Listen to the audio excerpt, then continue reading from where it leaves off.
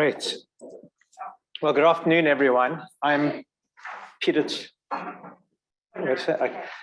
Tolman, and I am thrilled to be hosting my friend Stefan Larsen at this event. I think it's going to be a very stimulating discussion. And by way of introduction, you've probably all read Stefan's biography, but I just thought I'd say a couple of things more personally about Stefan. He's a very good friend of mine.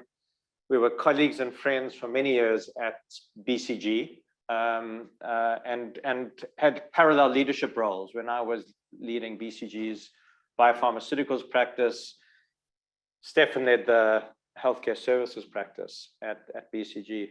But what I always appreciated about Stefan, and I think one of the reasons that we came to collaborate together, both in terms of developing BCG's intellectual property, but also with clients, is his vision and understanding of the system. And I found it quite humbling being the practice leader for biopharmaceuticals and the kind of amazing technologies that come out of that. But when you look at the potential that comes out of system and process improvements like value-based healthcare, oftentimes it dwarfs what the biopharmaceutical companies are spending billions and billions of dollars presenting and developing. So it's great to have Stefan here. The way it's going to work is that Stefan's going to present a perspective, an overview on value-based healthcare that he's developed. He's been a real leader and pioneer in the field, and he'll talk about some of that. We'll have a bit of moderated Q&A, and then I'll open it up for Q&A. So as you have questions that come along, please submit them. I know that a lot of you submitted actually quite a large number of questions. I've got a whole list here, quite a large number of questions ahead of time. So I do plan to refer to those as well in the moderated Q&A time. But with that, Stefan, let me hand over to you. Thank you, Peter. I think if we had done only a Q&A from that list, it would have taken us 2 hours. But I'm very pleased to be with you today to share a perspective on what we call value-based healthcare and why I think this is critical for the sustainability of our healthcare systems beyond the US, but globally, really. So I'm going to put up a few slides. See if you can see these. Can you see those? Yeah, great.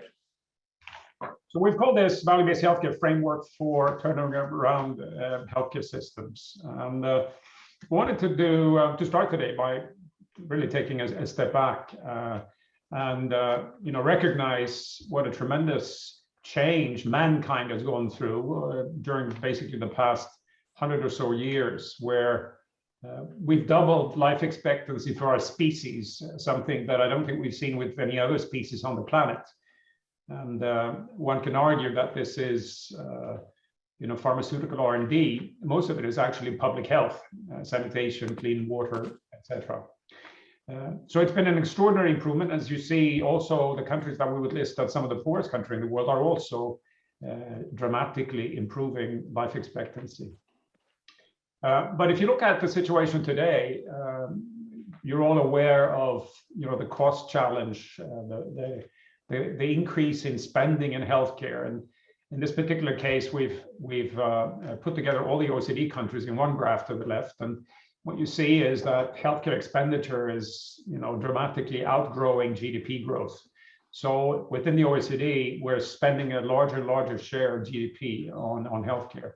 And you could argue that if that's what we want, that's what we do. But of course, eventually that becomes unsustainable. And already today, many people will argue that we're spending so much on health that there are other things that we would like to do that we can't spend on.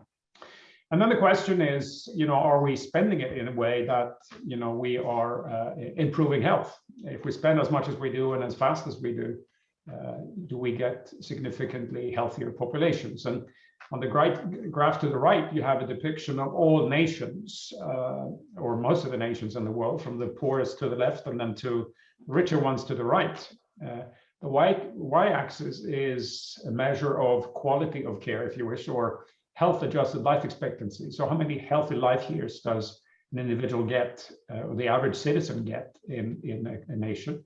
And the x-axis is health expenditure per capita.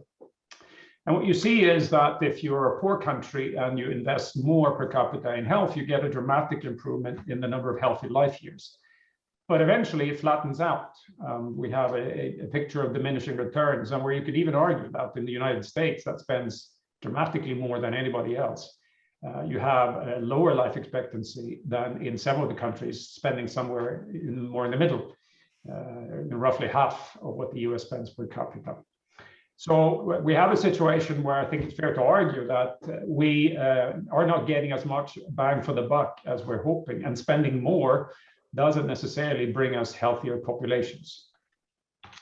Many have looked at how we're spending and the increase in spending. This was work done by Dawn Berwick and others several years ago, where they looked at the growth of healthcare spending in the United States and showed that very much of it is in fact overtreatment, administrative complexity, pricing that doesn't work, etc. Even fraud and abuse is an important category. And so the estimate by several, OECD, WHO, and others, is that somewhere between 20 to 30%, maybe even more, of what we spend on healthcare is wasted. It is not translated into better health, either because we overtreat people who don't necessarily need advanced treatment. In some cases, because we undertreat patients, and they will then come to a much worse health state later on and be more costly, etc. So there is an enormous opportunity for an industry that represents 10 to 18% of GDP. If we're wasting 20 to 30%, there's a tremendous opportunity of using that money better to be able to treat more patients, or to use it for other important purposes in society. And you can then ask yourself, why is this? And I think one of the arguments that we make is medicine is expanding or developing exponentially. If you look at the number of scientific publications over time, there's an exponential increase. If you, in addition, take into account the amount of data in many of those publications, it is also dramatically more. I have a good friend who's a proteomics leader in the world. He published a paper a year ago in Science, which had an appendix of 2,000 pages with data on the genes involved in cancer, expressed in different cancers.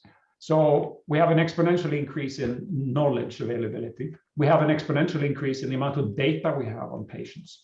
The middle graph shows you the number of individuals for whom we have complete DNA sequences, and that's increasing dramatically. Now, what do we do with all that information? It's a different story. But also because the human mind is, hasn't changed much from the Stone Age, and we're not gaining in mental capacity, you could argue, then we also have an exponential increase in the number of medical subspecialties. When I went to medical school, you would become an internist or maybe a cardiologist. Today, you're not necessarily a cardiologist. You may be an arrhythmia specialist, or you may be even a specialist on some types of arrhythmia, because the amount of information to handle is growing so rapidly. So the medical profession is fragmenting into more and more subspecialization. So one of the ways of addressing that is the wealth of information is hard to manage. So we will need to develop more and more clinical guidelines where we can help doctors and other clinicians to navigate on which patient should have which treatment. And we have for years developed guidelines. We've talked about evidence-based medicine since I went to medical school, where there are guidelines disseminated on how to treat myocardial infarction or stroke or diabetes. A challenge is that about 50% of patients are not treated according to guidelines. It may be because guidelines are not available, but to a large extent, it's also that there's actually quite poor compliance to guidelines. But I think even more worrying is that when you look at some of these guidelines, and some of the best in the world are the ones developed by the American College of Cardiologists. They have, I believe, 16 or 17 guidelines on their webpage. And there was a very thorough review done by 4 cardiologists at Duke a few years ago, where they reviewed all the 3,000 or so recommendations in the ACC guidelines. And they found that 11% of the guideline recommendations were based on solid scientific evidence. That means 2 or more clinical trials. But the rest had less evidence, and about 50% were more traditions when it comes to medical treatment. And so we have, in fact, a need for guidelines. The compliance is moderate, but the guidelines we have are also, in fact, to moderate extent based on solid clinical evidence. And in the time we have of exponential increase of knowledge, the question is then, are we speeding up our generation of evidence? And 70%, or just 5 years ago, I think 6 years ago, 60% of all healthcare R&D came from industry. Today, that number is around 70%. And of course, the industry, pharma and medtech, they do a lot of clinical trials. But a very important observation in some studies done a few years ago is that only between 1 and 3, maybe up to 5% of the pharma clinical trials are head-to-head studies, where you actually compare the new innovation, new drug, with the best practice. The vast majority of studies are either placebo-controlled studies, where you compare your drug against your sugar pill, or it's a non-inferiority study, only showing that the new pill is not worse than the others. Now, if you want to develop a new clinical guideline for a new product, you need to know who should have it. Is it better than what we have, or should we keep doing what we do? And that evidence is not generated to a very large extent at all. So we argue that we, in fact, have an evidence crisis in medicine. And at a time when we need more evidence rather than less, we may even have a decrease in the generation of evidence that we can use for new guidelines. And so some will say that, you know, the challenge of all this, the complexity of medicine, the new decision support tools that doctors need, AI is the answer. And as many of you know, there's an enormous amount of investments in artificial intelligence. And of course, these tools are transforming many industries as we speak in ways that are absolutely fascinating. And so the question is, will AI be the answer, and how would it contribute to a transformation of healthcare where we can ensure that we use our resources in the best possible way to generate more health from what we spend? The challenge with applying AI in healthcare is that healthcare is enormously complex. And this is a slightly humorous, but I think relatively accurate description of the US healthcare system. And so the question you ask yourself is, if we want to apply machine learning to healthcare, what do we want to optimize for? What is it we want to be able to predict to a larger extent than we're able to do today? And there could be many such things. Many of the applications today are image-based. So you try to predict an accurate diagnosis from a radiology image or a pathology slide. And we have some fantastic advancements there. But when it comes to the more fundamental question of how to optimize the healthcare system, those are only very small building blocks, valuable, but yet just a very small part of the overall contribution. And that's where the question of value-based healthcare becomes really important for the development and the transformation of healthcare systems. Because ultimately, the reason we have a healthcare system is we are trying to ensure the best possible health for the population. And we need to do it in a way that's sustainable from a cost point of view.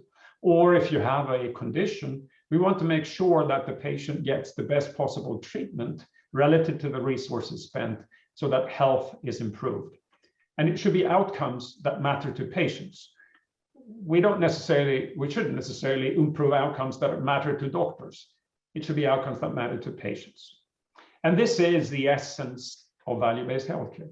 And the question is, how do you get to that? And particularly if you think in terms of artificial intelligence, the first thing you need to do is you need to segment the population. In medical school, we call that diagnosis. But we need to think broader than that. We need to think of patients who have risk of a disease. You may have a breast cancer a gene increasing your likelihood of breast cancer. You may have a risk behavior that increases the likelihood, smoking, obesity, and others. But we need to segment the population in thoughtful ways that allows us to match that segment with the right intervention. We haven't called it treatment here, we call it intervention. And the reason is that we need to include in this whole paradigm socioeconomic determinants of health, which are very important components in poor health. An example I love to tell is Kaiser Permanente in California, that is responsible for a big part of health for Los Angeles. There was a part of Los Angeles, an area in Los Angeles where health numbers were quite poor. Outcomes were bad. People were quite unhealthy. And Kaiser Permanente discovered that these individuals were to a very large extent unemployed. They discovered that there was no public communication to this part of town. So people couldn't even get to a job because they were poor enough not to have their own vehicles to drive. So Kaiser Permanente started a bus line. So the segment-specific intervention in this case was opening a bus line, which allowed people to go to work and brought better health to the area. So we need to think broadly. If the intent is to improve health for the population or for the individuals, we need to think beyond pills, surgery, and be more holistic. Now, if artificial intelligence could have enough information to allow us to segment populations, and certainly we have a tremendous amount of data with genetics, the Google data of the world, electronic medical records, etc. If we're able to apply that, and then also have structured high quality information about the treatments given, whether it's behavioral therapy, surgery, pills, or something else, and then have outcomes standards, then you can start optimizing. For which combination do we get the best possible outcomes relative to the resources spent? Now that requires big volumes of data, it requires standardized data, and it requires access to those volumes so it can be used. And we're far from that. But there's a lot of very, very interesting developments going in that direction. Now, one initiative, which I think is going to play a very important role in this, is a not-for-profit, which was started in 2012, called ICHOM, the International Consortium for Health Outcome Measurements. And I was a co-founder of that together with Michael Porter at Harvard Business School and a professor at the Karolinska Institute in Stockholm, Martin Ingvar. It's a not-for-profit, it's an independent organization, but what it does, it brings together clinical leaders and people who have measured outcomes in their countries or in regions for decades, brought them together disease by disease to discuss what should be the outcomes that matter to patients, that we should try to measure across the world in order to compare the results, how clever we are at delivering good health for our patients. And ICHOM has developed standards for 40 conditions by now. And an example of one of their what's called standard sets is this one for chronic kidney disease, which to the right, if you look at the graph, shows the different areas of measurement that they have agreed to be most important. Every one of these working groups that have developed standard sets always contain at least one patient. And the standard sets are also sent out before they're published to patients to review and make sure that they agree with the metrics that have been proposed. So the intent of these standardized measures is to be able to compare the performance of providers or regions across the globe, hospitals in Netherlands, between countries, and see how they perform. And as a basis of that benchmarking, to be able to try to figure out what causes the difference. Is it a difference in treatment, a difference in population, etc. And we're seeing this happening now all over the world. The ICHOM standard sets have been downloaded 40,000 times. We know of 500 hospitals for sure across 40 nations that have started using at least one of these sets to measure their quality with the intent of being able to compare themselves with others. So here is a list of the 50 standard sets, or 39 until last year, you see on the chart. They're all based on patient groups, anxiety disorder, congestive heart failure, asthma, etc. Many of them are big conditions. I chose the big ones first. And the ones we have now cover about 50% of the disease burden. We're just above 50% of the global disease burden. As you see on the global map to the right, a lot of nations on all continents have downloaded the sets to start using them. And this notion of value in healthcare was also a theme for the World Economic Forum. And in 2000, I think it was 16 or 17, 16, there was a project they started, a 3-year undertaking called Value in Healthcare. And the CEOs of a large number of public and private organizations stood behind this initiative and wanted to develop thinking around what would a value-based healthcare system look like? How would it be organized? What would be the characteristics of it? And this group came up with a framework which is based on the central piece I mentioned when we talked about artificial intelligence. And ultimately, in the discussions with the group, we also agree that this is in fact a definition of precision medicine. One can ask, many of you have heard discussions about precision medicine, and the question I often ask is, so what are we trying to be precise about? And of course, what you're trying to be precise about is better patient value, better outcomes relative to the resources spent. And better precision you get when you're able to match patients better and better with the right treatment, become more and more accurate in your treatment based on the individual you have in front of you. But the determinant whether you're precise or not is the value measurement. But the framework to achieve this, because you could say this is a theoretical model, is what needs to happen in order for this to take place. Well, one thing is we need to have standardized data to be able to align data across institutions. We need to be able to follow patients. So we need to connect data, and that standardized data from primary care to specialist care, but also to have data that's compatible across regions and nations. That will allow you to benchmark. It will allow you to apply artificial intelligence and ultimately to develop decision support tools to help clinicians to match individuals in treatments. You also need to see changes in the delivery organization. We need much more integration for the patient along the value chain: primary care, hospital care, rehabilitation, home care, and need to have aligned goals, the goals defined in the middle of the chart for all of those players, so that they play the role that's most sensible along that care chain. We can no longer have primary care compete with hospitals for diabetes patients. That's crazy. It's a waste of resources that doesn't help the patients. So we need to think differently about aligning the delivery organizations. And of course, through COVID, we've seen the use of digital health expand enormously. So we need to be innovative in how we deliver health to patients. We also need to change the incentives. The fee-for-service model that dominates many geographies is a way of remunerating volume. Capacity utilization becomes the key determinant of financial success of an institution, not whether you deliver better quality for your patients. We need to have incentives that are aligned much more with the center of the chart, that we deliver high value care and that you're incentivized to do so. And finally, we believe that the policymakers, regulation, etc., plays a very important role here to enable these changes. The ability to have access to data, the ability to have bundled payment. In Germany, just a few years ago, you couldn't even have bundled payments. It was only fee for service that was within the legal framework. So policymakers play a very important role here to put the rules in place so that this development becomes the natural behavior, the natural development of the healthcare system. And then this happened.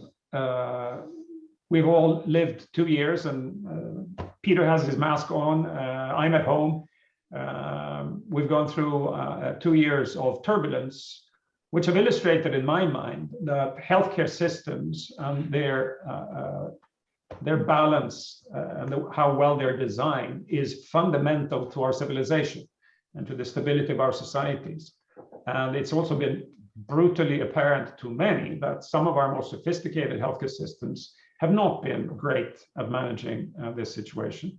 And yet we have seen also tremendous successes, such as the development of new drugs, new vaccines, to handle the situation. But it's interesting from a value-based healthcare point of view, because we have across the globe suddenly been exposed to the same disease, illustrating that in fact diseases are global. Diabetes is the same, type 1 diabetes is the same disease in Calcutta, in New York, and in Stockholm.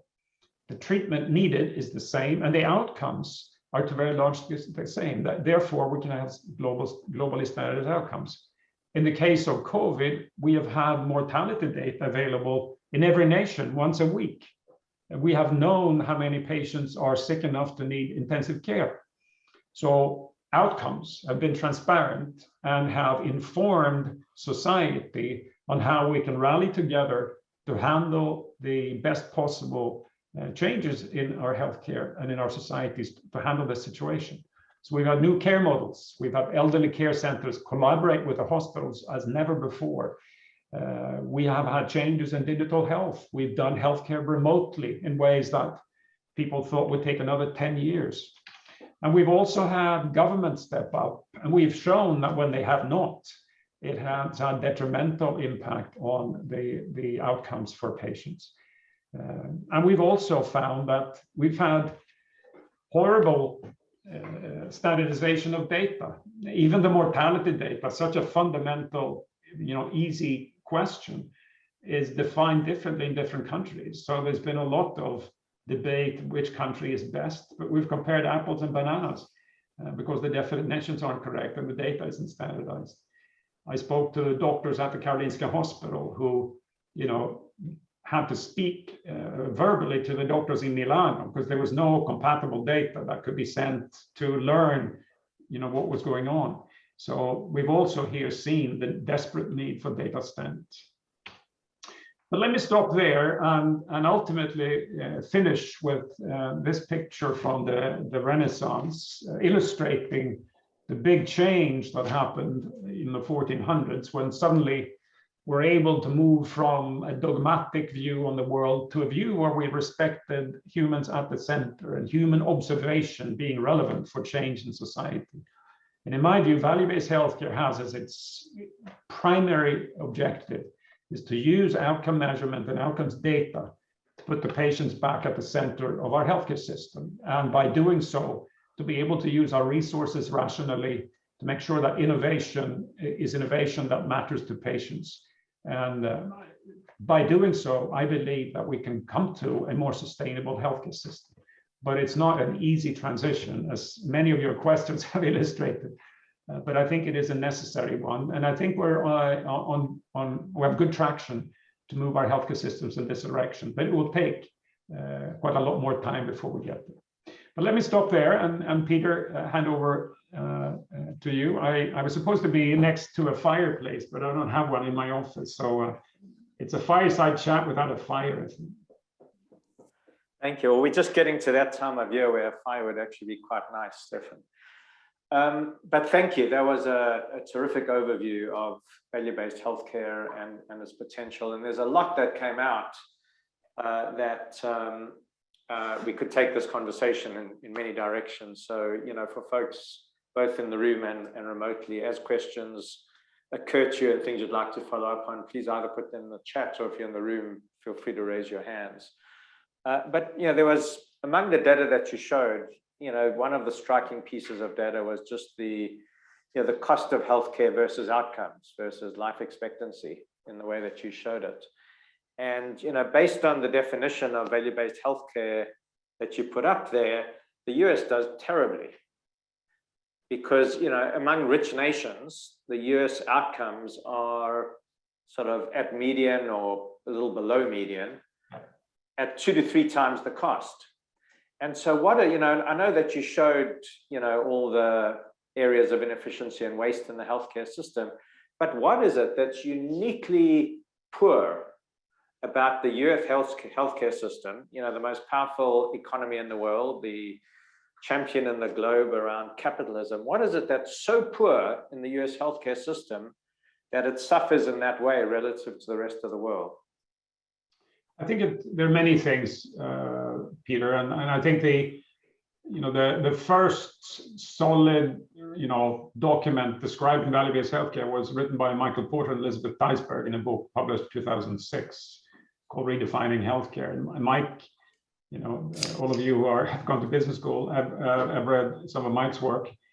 His view was that it's actually not a competitive market. We're not competing on what really matters, which is the outcomes for patients.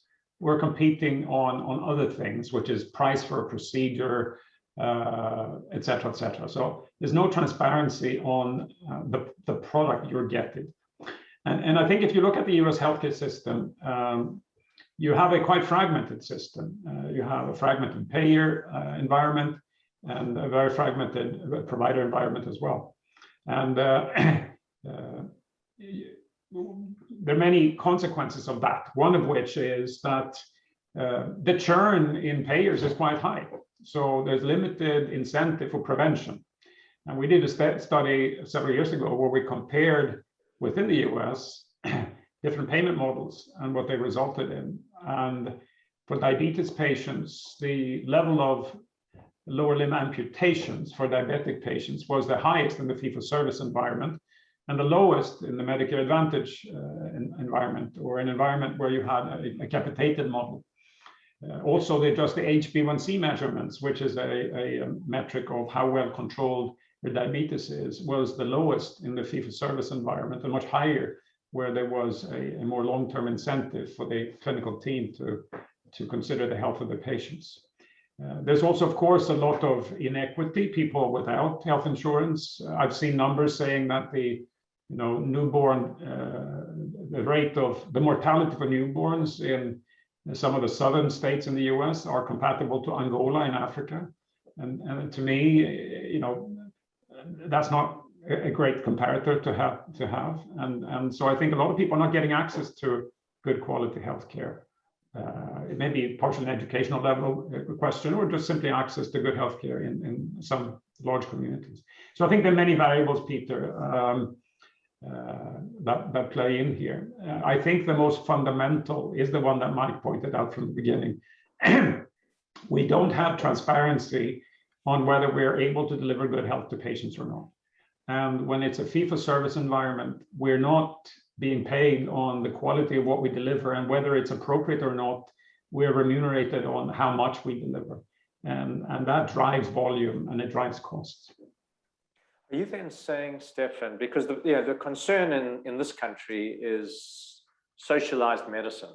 That's what stands in the way oftentimes of change. We don't want to go down the road of socialized medicine. But am I correct in understanding what you're saying, which is to say that we don't actually have capitalistic medicine or an efficient market right now?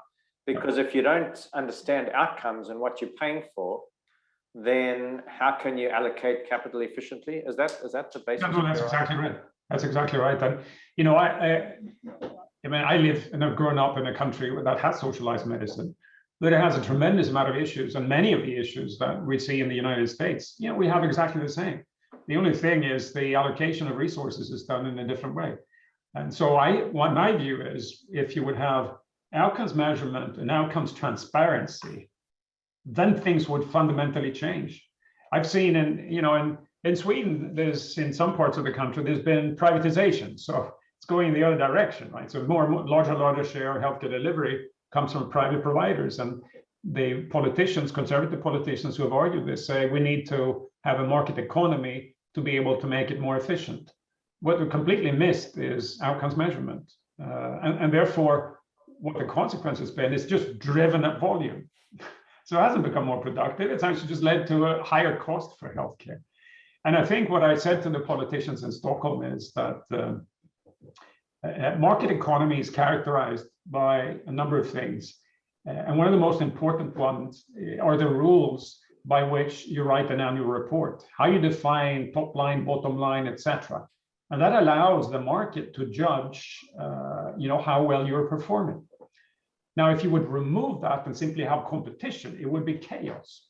in healthcare, we lack that level of clarity on the performance of the different stakeholders. And therefore, in a market economy, if you don't have that, you don't have a meaningful competition. And instead, the whole system can go off on a tangent and spend on volume, because that's what you're being paid for. Right. Just to change gears, there were quite a number of questions that we received around the theme of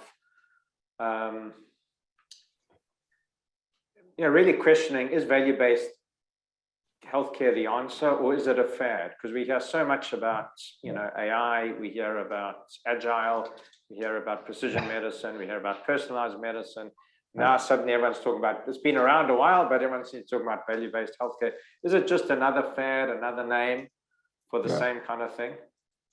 It's a great question. And as a medic myself, and as a scientist in medicine, the reason why I was really caught by this is the very fundamental goal that value-based healthcare defines, which is, we cannot define success of a healthcare system as anything else than our ability to achieve better health for the population relative to the resources we use. And then you can dress that in all kinds of buzzwords. But that fundamental, stick in the ground is, to me, the core. And then the big question is, first of all, do you agree or not? And I think increasingly across the world, people agree to that. So when people talk about precision medicine, many of the people I speak to agree that meaningful precision is not if we have 11 decimals in our hemoglobin test. It is whether we're able to achieve better health for our patients. And so I think it's increasingly becoming the common denominator by a variety of attempts to describe how we should move to a better future. But the common denominator has to be, we need to measure it. And what's meaningful to measure is outcomes that matter to patients relative to resource use, not for a test or a single surgery, but for the entire care pathway. That fundamental logic, Peter, I think is just very hard for me to see, that it's a fad. It's a very fundamental principle. And I think it's sort of a common platform that many of these different attempts to describe how we should move to the future can rally around and agree to. So I honestly don't care if we call it value-based healthcare. You can call it something else, as long as what we're trying to do is improve health for patients and measure it, and measure things that are relevant for patients. Great. That makes a lot of sense. There was another segment of questions that were all around, well, it's been around for 15 plus years, value-based healthcare. Right. And traction seems to have been, at best, this can be described as limited. Yep. So what gives us any confidence that it'll actually have an impact? Yep. And do you have any ideas on how or where or places that one could accelerate that impact? Yep. And then another set of questions were around, why is it that places even like Kaiser Permanente, which are quite integrated, even places like that seem to have had limited traction around value-based healthcare? Maybe let me start with Kaiser Permanente, because I saw that question, and I would actually disagree, because Kaiser Permanente has had 10% plus lower premiums than any other health insurer in California, and consistently been lower. It's in fact been an issue for them because a lot of people said, oh, it's a low price enterprise, so I have enough money, I can buy something more expensive. But Kaiser Permanente is also in ranking after ranking. Many of their hospitals have been ranked among the top 10 in the country. The results they achieve in terms of outcomes are in many cases outstanding. So I think Kaiser Permanente has done really well. I don't think they've been necessarily fantastic in communicating what they've achieved. They keep going, but the results I have seen, both financially and price-wise and result-wise, have been extraordinary. I think in terms of the speed, I think one needs to recognize, where medicine is. I mean, medicine has developed, to where it is today, during 150 years. You know, each time there's been a major breakthrough technologically, whether it was the EKG, whether it was the heart-lung machine, or whether it was anesthesiology, anesthetic gases, has given new specialties that have emerged and gone deeper and deeper and become better and better at what they do. And so the organization around expertise and specialties has been a very natural way for medicine to develop.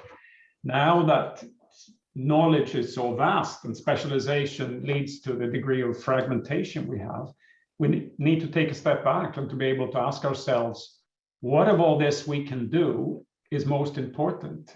You know, should we use the latest, you know, radiology therapy, or should we use the latest drugs for this breast cancer patient?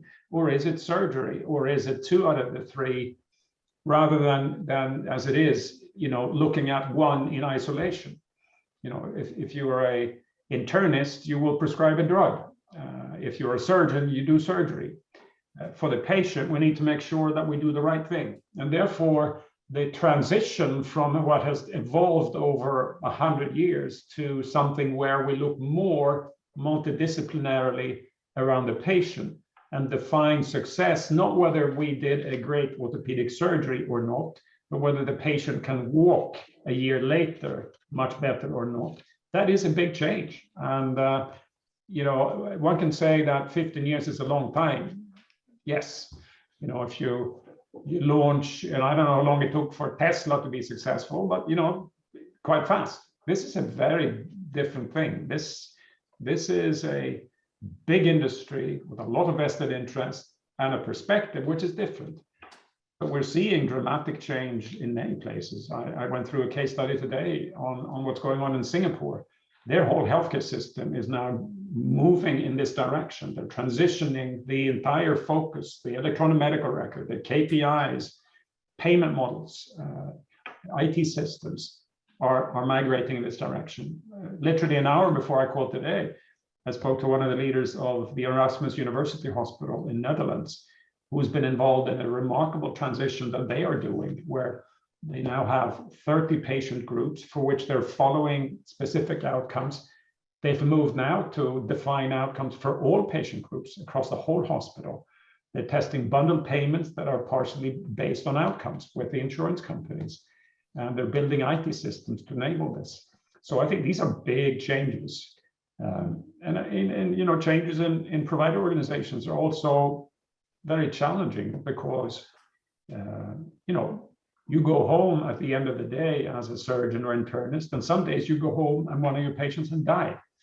And if somebody imposes a big change in how you do things, and you feel that the risk for me to go home with another life on my conscience is higher, there's a very strong resistance against change. That's anxiety driven, and we should understand that. We need to, when we manage change, needs to be gradual and transitional, and respectful for, you know, for the challenges of the profession, which is, you know, to every day try to do the best for their patients. So I think, Peter, 15 years, you could say is a long time, but if you see some of the developments, such as Netherlands moving the whole system, Singapore doing it, Wales also doing it, and some of the organizations, you know, Geisinger, Intermountain Health in the US, that have over the past couple of years moved strongly to outcomes measurement. I think there's some really remarkable changes. You have Oak Street Health in Chicago, what Humana is doing with Medicare Advantage programs. There's some very dramatic changes in how we manage patients, which are bringing much better outcomes and also lower costs in many cases. Yeah, and the upside is huge. I was thinking as you were talking about some research we did together comparing diabetes care. This was probably 4 or 5 years ago, in Sweden to the US, and the conclusion we came to was that if diabetes was treated in the US like it's treated in Sweden, not only would you have much better health outcomes, but you would save the system literally $2 trillion over a 10-year period of time. So very dramatic, very dramatic. Let me just go now, Stefan, to a couple of questions that are in the chat. There's some interesting ones that have come through. And the first one from Emily Schaller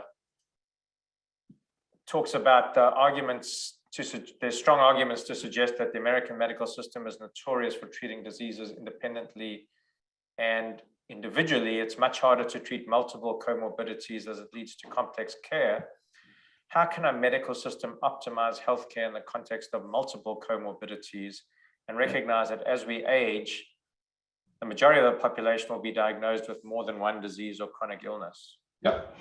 So this is a great question, and one of the criticism of value-based healthcare, because it's disease focused, is that most patients have many diseases, and that's why I always make the point very strongly that disease is one way of categorizing a patient, but ultimately what we're trying to do is segment the population so that we can do meaningful and measurements and then compare progress and whether we improve or not. So one segment would be a patient with diabetes and congestive heart failure, or diabetes and has had a stroke, and so multimorbidity becomes a way of segmenting the population. But then you can argue, and I think as the question says here, some patients are truly multimorbid, elderly, frail elderly, who often have many different conditions. And ICHOM has developed a standard set for what's called the older patient, which is exactly the frail and multimorbid elderly. You can have a set of very distinct outcome measures for them as well, which is, can you live on your own? Do you have anxiety, or do you feel that you have reasonable control, and so on? So there's a set of measurements which you can have for segments of the population which are not characterized by a single disease, but either by a couple of them or ultimately many. So I think what we need to here is recognize that for different segments of the population, we can identify either general metrics that are meaningful to follow in terms of outcomes, or specific ones that we can then add to the generics. And in fact, what Netherlands and Erasmus University Hospital does is they developed and are using ICHOM standard sets for about 30 conditions. But then the board decided that we can't keep just adding diseases because we have 250. So they said, from now on, for the rest of the diseases, we're going to launch either a pediatric standard set or an adult health standard set, which are generic for all diseases. And they decided they were going to be measured for all patients within 2 years. And then gradually, the specialists are able to add disease-specific metrics on top of those to increase their accuracy and specificity. And so what that will mean is that we are creating groups of measurements that can be more coarse or more specific over time. But the important thing is we need to use standardized metrics so we can compare across hospitals, so we can learn from each other, because that's really the essence here, that we can pool data, use AI maybe, or just talk to an institution that has much better results than yours and say, what are you guys doing? Are you using different treatment guidelines? Are you using different drugs? And that will be the way in which the medical community will have a foundation for research, clinical research and clinical improvement. Yeah, that's great. It's a great question. Of course, as we get older, the reality of that is gets closer and closer. Here's another question that I think is quite interesting to get your comments on, which is, if you compare the US and other countries, isn't most of the difference in cost simply the price, e.g. per procedure, inpatient stay, etc., as per Uwe Reinhardt? While quality, overutilization, and equity also a problem, they don't explain most of the overall cost difference. So cost difference is an important one. And Peter, you and I have looked at differences in pharmaceutical pricing, and there's a big public debate, of course, in the US now about why should the consumers or the patients in the US pay twice as much as they do in Europe. So I think that's a valid discussion to have, and there is a significant price difference. But there is also a lot of overutilization in the US. So it's a combination, it's multifactorial. Price is one, and I think competition on price has not brought prices down the way they should, and there are a variety of reasons for that. But so I think it's a very valid question, and I agree, price is important. but there is also, because of the fee-for-service environment, overutilization for parts of the population, just as there's massive underutilization for other parts, which we pay for later. Right. And of course, the price difference is most egregious in pharmaceuticals, with the US being, it's 4.5% of the world's population paying 50% of the health bill, but it's not as egregious in other sectors. Here's another interesting question, Stefan. If the goal is to move to a fully value-based healthcare system, which I believe it should be, then it seems like the ideal hierarchy is the following. 1, keep patients healthy, i.e. prevent chronic conditions, diagnosis that can be prevented and out of the system altogether. Then 2, if they have to enter the system, do so with emphasis on prevention, not treatment. 3, if they need treatment, try to move them to 2 or ideally 1. However, no one makes money this way, certainly with option 1. What's your sense of this framework? How possible is it in America? For example, would we be better served by taking half of the 10,000 we spend per year per capita and using it as a healthy food subsidy, etc.? Yeah. Pay of the medical community also plays a role here. Very interesting. And you know, this is a big dilemma with the insurance model in the US, because of that churn. When people change jobs, they change insurers. So why should I, as an insurer, spend a lot of money preventing your poor health 10 years from now when I'm not going to benefit from it? So I think that is a huge issue. I love the description and I agree with it, but the current system and payers model, you know, doesn't allow for that.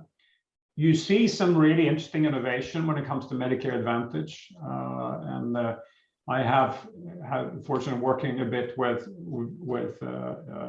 Bruce Broussard, who's been involved deeply in the World Economic Forum work that I led, and some of the work they have done on identifying risk individuals, managing home care, which, you know, goes to eating the right food, helping people who don't have access to proper food to actually get food. And it's a bit similar, you know, to the Kaiser Permanente bus line story. Is if your team feels accountable for patients' health, then you do what's needed for patients' health. But that requires the payment model to be a capitation type model, where also where churn is low, and churn is low in Medicare Advantage. So you know you will have the patients for a longer period of time, and therefore you do see investments in preventative measures. So I think there needs to be a way in which the financing model is tweaked and changed so that there's a strong incentive for both providers and for payers to prevent poor health. In this case study I read earlier today about Singapore's doing some really clever stuff. They've realized how important the health of pregnant mothers and kids are the first 2 years. So doing a massive investment in mother health and the health of children under 2, because they've done research showing how poor health much later in life is highly influenced by the situation during the first 2 years. And nutrition, exercise, etc., are being, you know, remunerated, encouraged in the Singaporean healthcare system very actively. So there are a variety of exercise programs for the whole population where you can get bonuses and prizes and getting people to move a lot more. And I do think we need that level of engagement. And I know in the United States that doesn't come natural, right? It's Big Brother who tries to intervene with your freedom. But I think as part of a civilization, it's important that we, as nations, are able to raise the health of the population that allows us to be more competitive as nations and avoid much of the misery that other comes as a consequence. I mean, we have seatbelt laws and we have other things that we've agreed are meaningful to avoid misery. And here I think the prevention and ensuring that the insurance system, as well as the incentives for the providers, encourages prevention. Now, if you do only, you know, surgery for obese patients, you know, it takes a while until you want to make sure people eat less and exercise more, so you don't have to do so many surgeries. But how do we craft that? I think that is a key question, Peter. I agree with you. Yeah, I mean, two tough questions. One is, how do you get people to take care of their health through behavioral change? Very difficult. And then how do you change the financing system? Equally very difficult, but again, both with big payoffs. I think we have time. I'm watching the clock and we have just a couple of minutes left. Let's have one just very quick question here, which is, it gets back to your presentation earlier on, Stefan, and says, it was stated, or you stated, that outcomes need to be weighted based on what matters to patients. If empirical evidence shows that patients value experience over clinical quality, should we focus only on the former? Well, the problem is, yes. So if I'd rather have, a big room when I go to surgery, I'd rather have that than a good surgeon. Well, I guess that's fine. It depends on who pays, right? As a taxpayer in Sweden, I would say I'm not going to pay for a big room. I'd rather pay for a good surgeon. But I think it's important with patient choice. The problem with this is that there has been an enormous emphasis on patient experience, and much of the quality measurement is patient experience. People nice to you, that they answer your questions, were their facilities clean and so on, which I think are important questions. And often people will say that, the experience piece is very important. But if you, ask them that if you have a choice of a big room or, 50% higher risk of being incontinent after prostate cancer surgery, what would you choose? I would be extremely surprised if a big group would say, I'd rather have a dumb surgeon than a small room. But I think it's important to listen to the patients, to understand their preferences, and make that part of the healthcare reform. And in fact, in Netherlands, their big effort on value-based healthcare, where they intend to measure outcomes for 50% of all patients by next year. One of the important reasons for that is they want to have the statistics and data to be able to give the patients a fair choice. If you have cancer, you can have surgery, or you can have irradiation, or etc. These are the statistics. This is your expected survival. If you do radiology, if you do surgery, this is the numbers, but you'll have these side effects. And so the patients will have data based on the real world that they can use as a base for their decision making. So I think the patient choice is really important, but it is, most cases, I think you would rather be healthy than, spend 3 days in a more luxurious room than not. Great. Well, thank you, Stefan. We're out of time. There's a lot of questions that we didn't get to, and even some whole topics. There were some topics also, by the way, about your experience at BCG and how you developed at BCG and the like that we didn't get to. So apologies to the folks who asked those questions that we didn't get to them. I think we're going to have you back soon, Stefan, so that we can continue this conversation. It's just a great topic. And as we said earlier on, but I think what you communicated was pretty compelling. This is just such a, if one really thinks about patient value and improving the system, getting to outcomes over cost, I think this is just such a strong and important lever, and there's so much room for advancements and improvement. So thank you very much.